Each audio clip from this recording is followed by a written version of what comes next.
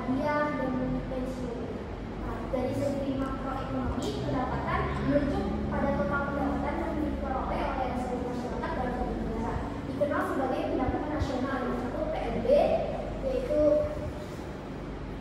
produk nasional bruto, produk domestik bruto atau PDB, dan pendapatan nasional PPN.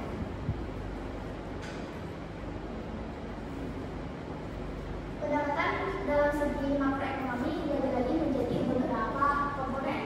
Yang pertama itu adalah pendapatan rumah tangga, pendapatan yang diperoleh oleh rumah tangga dari pekerjaan, usaha, dan investasi.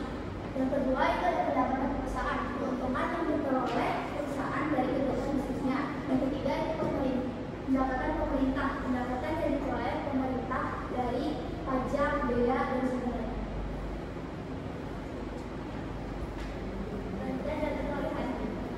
Selanjutnya ada sumber pendapatan. Sumber pendapatan itu dibagi dua kategori. Yang pertama operasi revenue, pendapatan yang berasal dari kegiatan utama yang dijalankan perusahaan. Pendapatan dari kegiatan bisnis misalnya penjualan produk yang utama. Nah, ini operasi tidak dan ada tiga ya, ini ada penjualan bruto, penjualan bersih, sama penjualan tunai. Penjualan bruto itu kalau misalkan perusahaan, misalkan kita mainnya di usaha kertas, kalau kertas dia menjual kertas, kantor, satu palet. Nah, penjualan bruto ini misalkan saya beli, misalkan si beli 5 juta dan palet itu namanya penjualan bruto. Penjualan bersih, penjualan bersih itu misalkan dia beli kita mencoba satu palet 5 juta, dan dari dikurangi biayanya jadi biaya penjualan, terus biaya apa namanya? Kalau saya ulang, juga ada program pembelian tunai. Program pembelian tunai ini kalau kita beli di kertas gitu ya, itu dalam jumlah banyak kita dapat diskon. Nah, ini kan maksudnya juga pendapatan juga dong, karena kan yang kita beli ini dapat diskon gitu kan, jadi lumayan kan gitu kan. Oke, thanks. Nah, kedua, nah kalau ini jadi non operasi ya, apa sih artinya? Nah, kegiatan yang tidak terikat langsung dengan operasi utama. Nah, bagiannya ada pendapatan bunga, pendapatan sewa, atau pendapatan itu. Nah, pendapatan bunga ini ya kalau misalkan kecil-kecil kan pasien bunga. Terus yang kedua pendapatan sewa. Pendapatan sewa ini kan benar-benar nggak ada alokasi kan. Jadi karena kita punya ruko gitu di Rondo atau di pinggir jalan, kita sewain aja kan nggak beroperasi. Berarti kan masih berpendapatan lumayan kan dalam berbulan. Nah, ini kan pendapatan yang dikirimkan. Katakanlah gini, saya pengusaha, saya dengan Ina, kita dapat sebulan itu 30 juta. 30 juta. Nah, 30 juta ini kita bagi rata. Saya 10 juta, Ina 10 juta. Nah, 10 juta ini kita masuk ke dividen kas. Oke, next. Nah, pengukuran pendapatan menurut KSAK, Kementerian Standar Keuangan, nomor budgetnya yang diberikan oleh Ikatan Akuntansi Indonesia. Pengukuran pendapatan berdasarkan pada nilai wajib imbalan yang diterima atau yang dapat diterima. Nah, metode pengukuran umum untuk pendapatan itu ada 3. Pertama, harga jual, nilai wajar, sama biaya yang terkait. Nah, harga jual ini pendapatan itu berdasarkan harga jual barang atau jasa yang dikeluarkan kepada pelanggan. Yang kedua, nilai wajar, pendapatan itu berdasarkan nilai wajar atau jasa yang ditransaksikan. Yang ketiga, biaya terkait, pendapatan itu dengan menggunakan biaya yang terkait dengan perolehan pendapatan dari harga jual. Oke, next, nanti bisa jelasin. Nah, ini contoh yang gampang kan, supaya kita nangkep ya. Bayangkan ada kita jual mobil bekas nih, ya. Katakanlah saya jual mobil begini, gitu ya. Nah, berapa harga yang pantas untuk mobil saya? Terus pembeli ini dia ingin mobil yang harga murah, tapi saya tidak ada kendala. Nah, nilai wajar ini mobil tersebut adalah tadi sebagai penjual dan pembeli. Karena saya jual mobil, lalu jadi si Anissa yang beli, gitu. Nah, untuk dapat nilai wajar, otomatis yang beli ngecek dong mobil saya, benar nggak? Pertama dari nggak nih, pernah banjir nggak nih, terus pernah ganti oleh apa enggak, kan biasa kita mau maki-maki aja kan. Terus yang ketiga, pernah dicek ulang apa enggak segala macam. Nah itu kita sepakati antara pembeli dan penjual. Nah ketika udah sepakati baru kita dapat nilai wajar. Ini juga masuk ke perusahaan itu karena aset itu bangkrut gitu, asetnya masih ada, ada mobil, ada mesin gitu kan, itu dijual lagi, ditukar lagi, itu mendapatkan nilai wajar. Nah terus nilai wajar itu penting nggak sih dalam investasi? Penting. Ada tiga. Pertama kita bisa menilai aset dan dia perusahaan. Yang kedua itu menghitung keuntungan atau kerugian dari penjualan aset. Kita nih pernah hitung nih pelajaran apa nih. Terus yang ketiga membuat laporan yang keuangan yang akurat.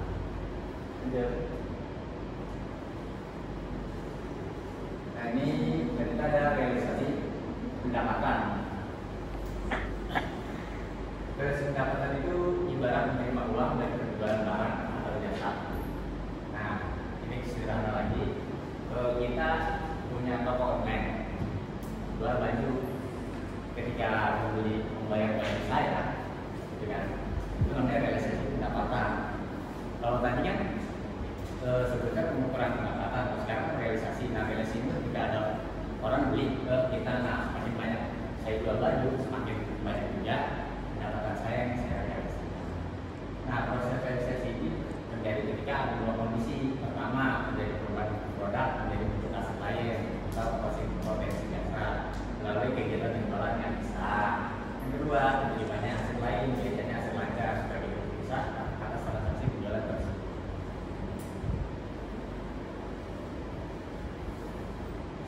Nah ini masih lanjut realisasi pendapatan dalam akuntansi. Akuntansi mencatat realisasi pendapatan ketika transaksi penjualan telah selesai dan membuat rumah. Nah kalau itu tuh yang sebelum kita bahas itu kita realisasinya pendapatan dalam kegiatan sehari-hari. Nah kalau ini kalau sudah akuntansi, akuntansi mencatat realisasi pendapatan ketika transaksi penjualan telah selesai dan uang telah diterima. Hal ini penting untuk memastikan akurasi laporan rugi dan mendapatkan pajak yang mesti dibayar. Kedua, realisasi pendapatan yang tepat membantu mengelola aset perusahaan dan membuat keputusan keuangan yang tepat. Karena poin 2 ini saya bisa 30 juta. Nah, kenapa realisasi pendapatan yang penting? Nah, dari 30 juta ini saya mau kemana nih? Apakah saya mau tambah unit baru supaya pendapatan ke depannya lebih gede, atau saya tabung buat beli tanah gitu? Nah, makanya realisasi pendapatan ini bantu saya buat harus kas perusahaan saya untuk membuat keputusan yang tepat. Gitu sih. Baik, selanjutnya ada pengakuan pendapatan. Pengakuan pendapatan baru dapat dilakukan setelah pengukuran pendapatan dan realisasi pendapatan terjadi. Yang pertama ada kriteria pengakuan pendapatan. Penggunaan kriteria dimaksudkan untuk memenuhi kebutuhan informasi akuntansi yang relevan dan dapat dipercaya. Menurut FASB, kriteria untuk pengakuan pendapatan dibagi menjadi dua. Yang pertama itu telah terrealisasi, artinya telah terjadi transaksi pertukaran antara barang yang dihasilkan perusahaan dengan kas atau penerimaan kas. Lalu kedua ada pendapatan telah terbentuk, yaitu kegiatan memasukkan barang atau jasa telah berjalan dan secara substansial dan menghasilkan laba telah selesai. Selanjutnya ada pengakuan pendapatan. Pengakuan pendapatan itu ibarat mencatat uang masuk dari penjualan di buku keuangan. Bayangkan dari kalian ketika kamu jualan online, lalu ada pembeli yang bayar, pendapatan kamu belum dicatat. Lalu pendapatan baru dicatat ketika baju sudah dikirim dan diterima oleh pembeli. Kenapa? Pengukuran pendapatan baru terjadi ketika baju sudah diserahkan ke pembeli. Realisasi pendapatan baru terjadi ketika uang sudah diterima dari pembeli. Dan pentingnya pengakuan pendapatan itu informasi keuangan akurat agar tahu berapa uang masuk dari penjualan, agar laporan keuangan sesuai dengan standar akuntansi, melihat kesehatan keuangan agar tahu sehat atau tidak keuangan bisnis kalian.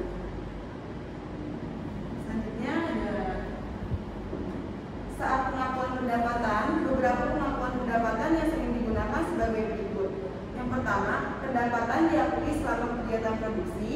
Yang kedua, pendapatan diakui pada saat produksi selesai. Yang ketiga, pendapatan pada saat penjualan. Beberapa hal yang sering terjadi yaitu biaya yang terjadi saat penjualan, kapan, saat yang tepat untuk dijadikan dasar yang memandai adanya penjualan, hak pengembalian barang. Secara yuridis, penjualan baru dapat dikatakan terjadi apabila telah terjadi peralihan hak milik atas barang yang diperjualbelikan.